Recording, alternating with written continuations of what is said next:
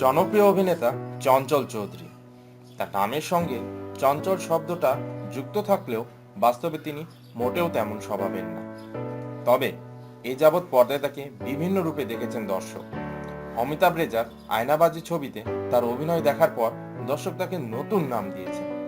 অনেকেই তাকে আয়না নামেও ডাকেন এখন। ছবিটি মুক্তি পাবার পর সর্বমহলে প্রশংসিত হয়। আয়নাবাজি সফল হওয়ার পর চঞ্চল ভেবেছিলেন বছর দুয়েকের মধ্যে নতুন ছবি করবেন না। সে অর্থে নাটকের কাজও কমিয়ে দিয়েছে। এরপর তার কাছে মিসির আলী চরিত্রটি এসে হাজির। শক্তিশালী এই অভিনেতা সম্প্রতি নতুন ছবিতে চুক্তিবদ্ধ হয়েছেন। প্রখ্যাত কথা সাহিত্যিক হুমায়ুন আহমেদের আলোচিত উপন্যাস দেবী থেকে সরাসরি অনুদানে একই নামে ছবিটি তৈরি হচ্ছে। এতে মিসির আলী চরিত্রে অভিনয় করবেন চঞ্চল চৌধুরী। এই চলচ্চিত্রটি নির্মাণ করেছেন অনম বিশ্বাস। ছবিটি প্রসঙ্গে চঞ্চল চৌধুরী বলেন, ঢাকায় বিভিন্ন লোকেশনে দেবী ছবির জন্য আমি 3 দিন কাজ করেছি। কাজ এখনো চলছে। অনেক আগেই হুমায়ুন আহমেদের লেখা এই জনপ্রিয় উপন্যাসটি পড়েছিলাম। যারা এটি পড়েছেন তাদের সবার মনেই মিসির আলীর একটা ছবি বাস করছে।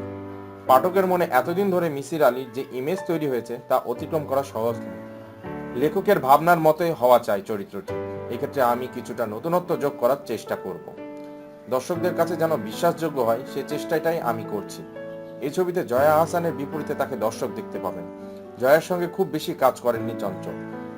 গিয়াসউদ্দিন সেলিমের ধারাবাহিক নাটক এনেছি সূর্যের হাসি, অমিতাভ রেজার মায়া ও মৃত্যু গল্প তাদের অন্যতম কাজ। সহশিল্পী জয়াকে মূল্যায়ন করে চঞ্চল বলেন, নিঃসন্দেহে তিনি বাংলাদেশের শীর্ষ অভিনেত্রীদের মধ্যে অন্যতম। দেশের বাইরেও জনপ্রিয়। তার মতো অভিনেত্রীর সঙ্গে বড় পর্দায় কাজ করার অভিজ্ঞতা অন্যরকম হবে বলেই মনে করি। জয়া এই ছবিতে রানু চরিত্রে অভিনয় করছেন। এছাড়া ছবিটির সহপ্রযোজক হিসেবে রয়েছেন তিনি। অন্য শিল্পীরা হলেন ইরেশ জাকের, শবনম ফারিয়া, অনিমেষ আইচ প্রমুখ। সামনে জয়ার সঙ্গে বেশ কিছু দৃশ্যের কাজ রয়েছে। আশা করি ছবিটি দর্শকরা পছন্দ করবেন। এই ছবির পাশাপাশি অন্য কোনো নতুন ছবিতে তাকে দেখা যাবে কিনা জানতে চাইলে চঞ্চল চৌধুরী বলেন, দেবী ছবির কাজ এখনো শেষ হয়নি। বলা যায় এটাই সর্বশেষ নতুন কাজ আমার।